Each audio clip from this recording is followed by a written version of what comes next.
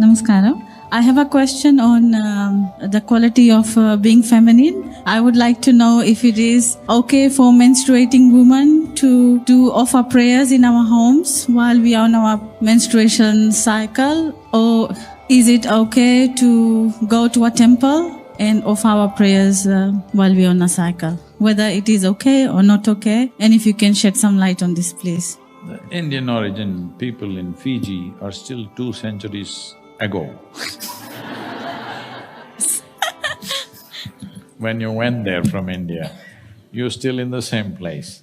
Other Indian women have moved on. See, you must understand this, why these things were spoken in the past. One important thing is, there was never a holiday for a woman, you must understand this. Even now in many homes it's still true. Today is a holiday for everybody, office and school break means a woman is working overtime. Maybe man is pitching in a little bit today, but those days it wouldn't be so. And there was not just one woman in the house, generally there were multiple women because joint families and stuff. I've been in a joint family where there were over 400 people. So nearly about 150 plus women are there. So out of this, some are taking care of children, some are cooking, some are cleaning, some are doing things. And distribution of labor is happening because men go out and work in the fields and stuff. Women take care of these things. See, I know there are some feminists, but let us look at this sensibly without any prejudice. Tell me, as a woman, on those days of the month, would you like a break? Especially if it's hard physical work that you're doing. If it's very hard physical work, because everything was physical in those days. Cooking was not like, you put it in the microwave, not like that. There's cutting, grinding, lifting, bringing water, enormous amount of physical labor. So those days, they said, you don't enter the kitchen, you be. Now puja, worship you're talking about. See, in my grandfather's place and all that, puja room is like a third of this hall. Huge, there are so many gods to be satisfied. Dozens and dozens of gods and goddesses. The day a woman is allotted to do puja, because different days, different women are allotted so that… because puja is a strenuous process.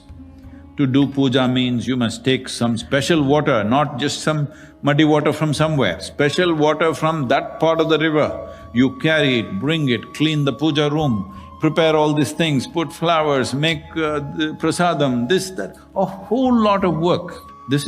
Worship is not simply… okay, it was an elaborate process. So again, she got a break. If she's at that time of the month, she doesn't have to do it. So generally she was given break from everything because that's the only holiday she got in a month. There are no Sundays, Mondays, Fridays, nothing for her.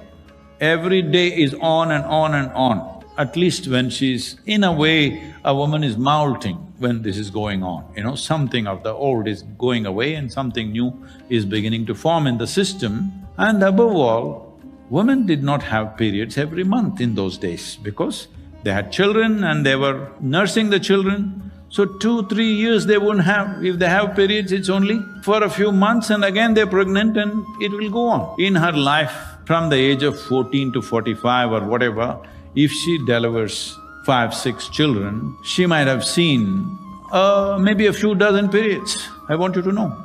I met a lady in Syria where after her first period when she was 13 plus, she's never had a period till she's 50 because she always had children and children continuously. No, you may say, oh my God, now. At that time, I want you to understand, even in the beginning of 20th century, the population on the planet was only 1.6 billion. Today definitely is, oh my God, all right? So if you look back 1,000 years ago, what was our population? It was in a few 100,000 across the planet. So there's not enough human beings, only wild animals everywhere, and they pick up your babies and go away whenever they want.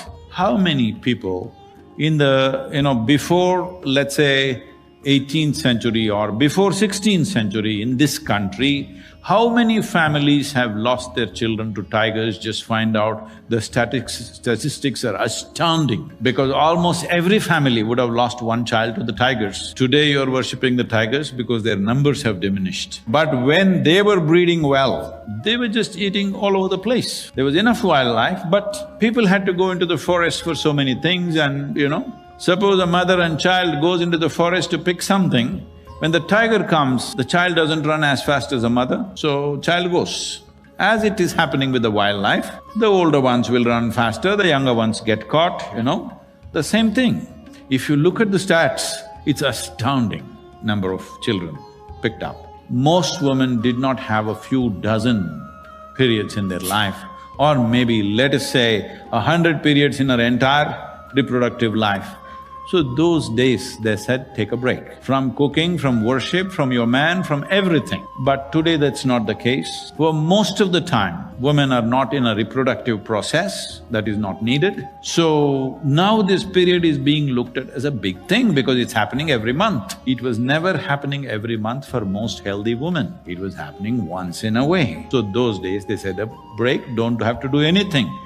Giving you freedom even not to pray is a tremendous relief. You don't have to cook for your family, you don't even have to serve God on that day. Leave everybody alone, take care of yourself. Isn't it a wonderful process? We are looking at it from the wrong side of history, wrong side of times in which we are.